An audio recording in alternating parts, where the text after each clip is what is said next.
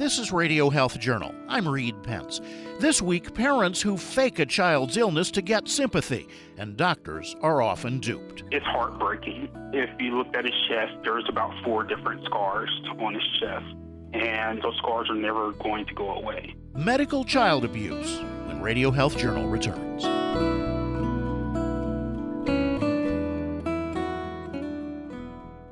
I'm Nancy Benson, host of Radio Health Journal. If you enjoy listening to Radio Health Journal, you'll also like our sister show, Viewpoints, which covers a wide array of topics from education to history to the environment. Here's a preview of what they're covering this week on Viewpoints. You have this wonderful opportunity to lose yourself in a creative analog task and to really focus on something and let the outside world just melt away. The wonders of taking time to color. Then, we doctors are the ones who are present at the most suffering moments of people's lives, and it's a gift to us. The struggles of working in a broken system. I'm Marty Peterson. And I'm Gary Price. These stories in depth this week on your public affairs magazine, Viewpoints. Listen to Viewpoints on your favorite radio station and subscribe and listen to shows anytime on Apple Podcasts and Google Play.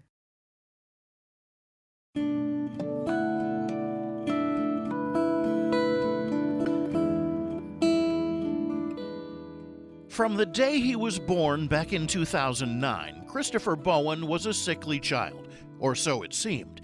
But the boy's father, Ryan Crawford, was suspicious of his estranged partner, Christopher's mom.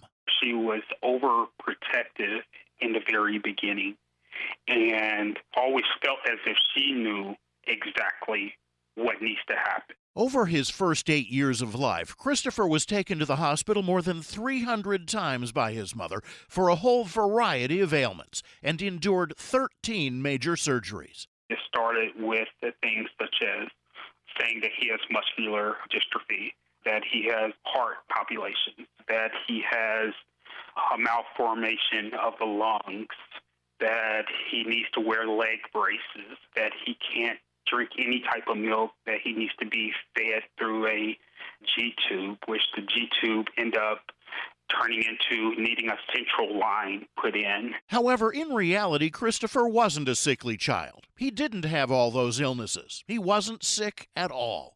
His mother made it all up and elaborately fooled doctors for years until one of them finally called Child Protective Services. This is the second time that a doctor had called CPS within a 8-year span. What happened in 2017 was Christopher actually had seizures. And once his mother rushed him to the hospital and they performed all type of tests and scans, they realized that these seizures were not produced by brain activity, that these seizures had to have been self-induced. So obviously some type of medication she was giving him, or pretty much in the CPS affidavit, it would pretty much say poison. Christopher was a victim of his mother's mental illness, a disorder known as Munchausen syndrome by proxy.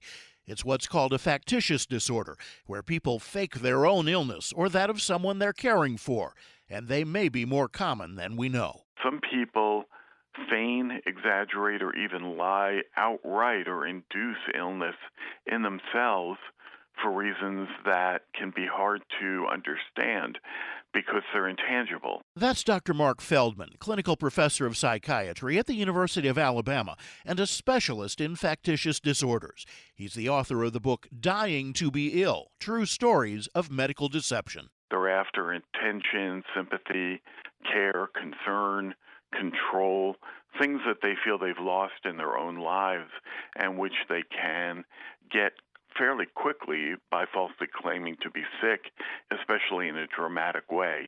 In the cases of factitious disorder imposed on another, the perpetrator is admired for being a sacrificing parent of a sick child, so it may be a different type of attention.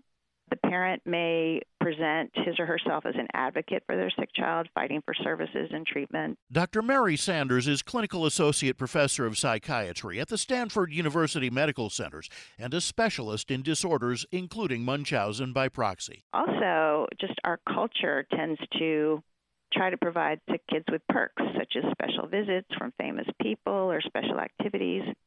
And we do see perpetrators seeking this type of attention through Make-A-Wish or the media. And this kind of attention may be more forthcoming for sick kids versus sick adults. Kids may enjoy trips to Disney World or hospital visits from sports stars, but it's not about the child.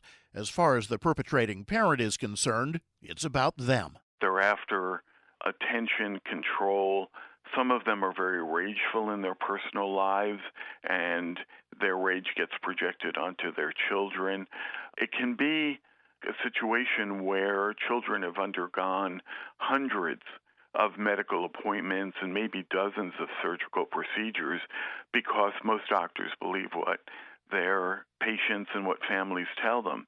That's part of being a good doctor, in fact, is to listen closely to what patients and their families tell us. I can think of examples from consultations I've done where the deceptions have lasted literally decades, that is, into the child's adulthood. I can think of one case where a child grew up becoming convinced that he had a spinal condition called spina bifida, and he was confined to a wheelchair. Even as a 26-year-old, he thought he required the wheelchair, but he never had any kind of physical ailment at all. The range of illnesses and conditions that have been falsified is vast. Almost any condition can be falsified or exaggerated.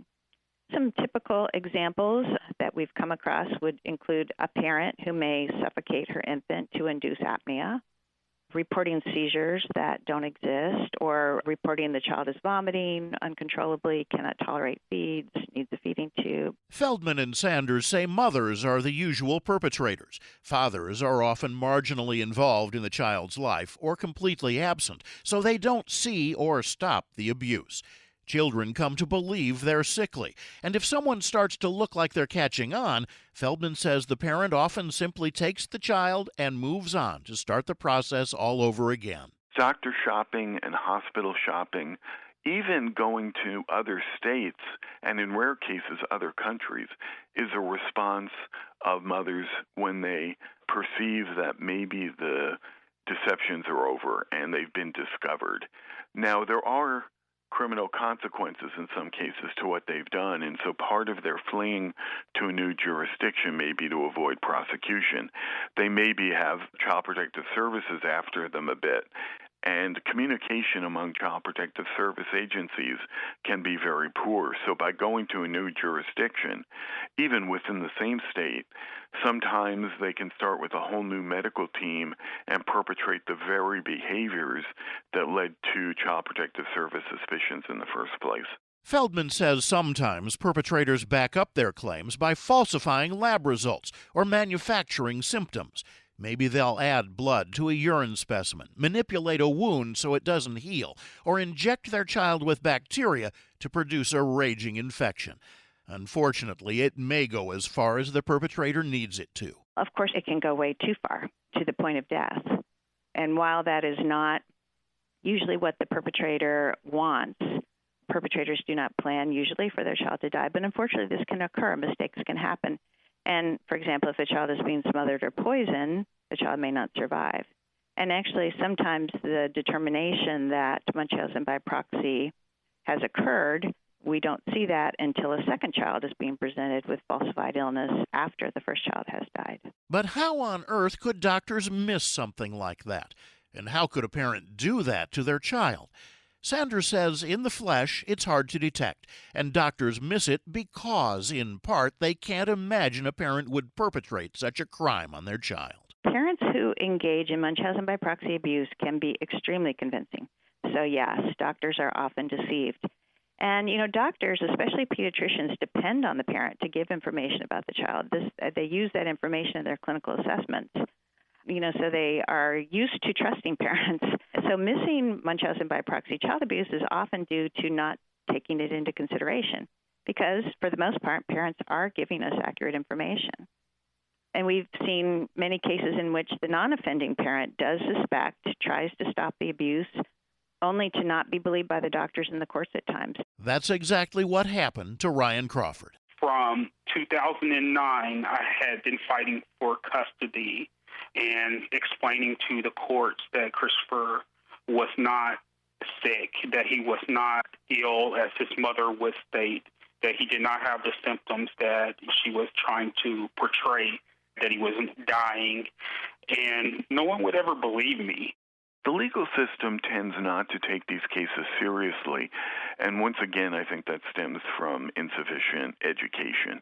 Munchausen by proxy always involves emotional abuse, and often, if not almost always, involves physical abuse as well, though it may be at the hands of doctors rather than the mother directly. And yet, these mothers tend to get a slap on the wrist, if anything. Uncovering medical child abuse and getting a child out often takes a lot of investigation. Sometimes doctors finally realize it's more than just bad luck when the same illness happens to more than one child in the same family. The best red flag is when there is persistent illness that does not respond to treatment and the story doesn't fit what we see clinically. Basically, if the medical presentation does not make sense, that's the biggest red flag. We also often try to arrange for what's called the separation test. We may just say to the mother, look, you've been here with the child in the hospital for day after day, if not week after week. Why don't you take the weekend off? Well, we find that during the weekend, the child has a miraculous improvement. The mother returns on Monday, and the child is very sick again. Treating a parent who's committed medical child abuse is difficult because perpetrators seldom want help or admit to having a problem. So sometimes a parent who's had children taken away by authorities has more kids and does it again. Children who've been abused may have physical injuries to overcome, and therapists experienced in factitious disorders can be hard to find. With help, many successfully move on, but Feldman says they have hurdles to overcome. Many of them, as you might expect, develop post-traumatic stress disorder as a result of what they've gone through. Others have a very kind of strained, odd relationship with the medical profession in the future.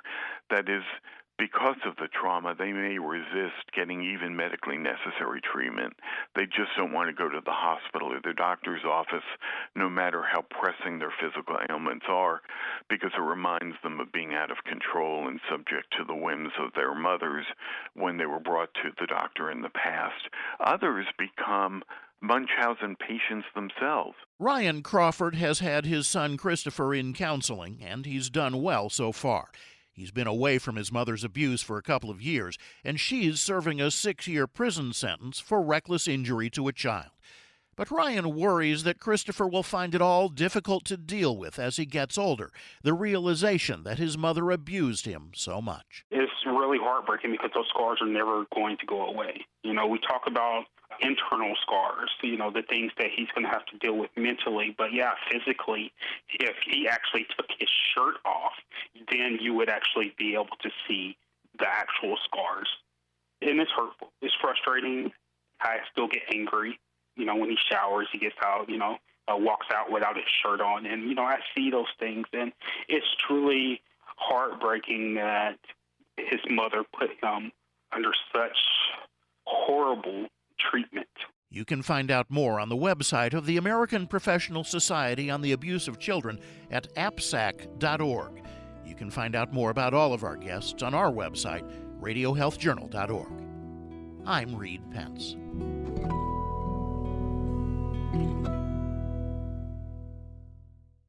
Coming up next week on Radio Health Journal. Would be one shot that gives you enduring, potentially lifelong protection against heart disease. So in that case, it is kind of like a vaccination against heart disease. New tools to tackle high cholesterol with a tantalizing hope for the future. Then, using big data and artificial intelligence to help pick treatments.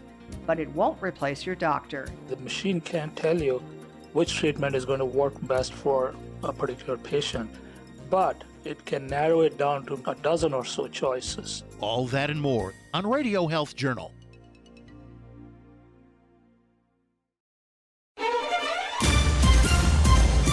And that's Radio Health Journal for this week. Radio Health Journal is a production of MediaTrax Communications. Follow us on Twitter, Facebook, and Instagram to learn more. And check Apple Podcasts, Google Play, and Spotify for a library of past programs. Plus, you'll always find previous segments and information about our guests at radiohealthjournal.org. Join us again next week for another edition of Radio Health Journal.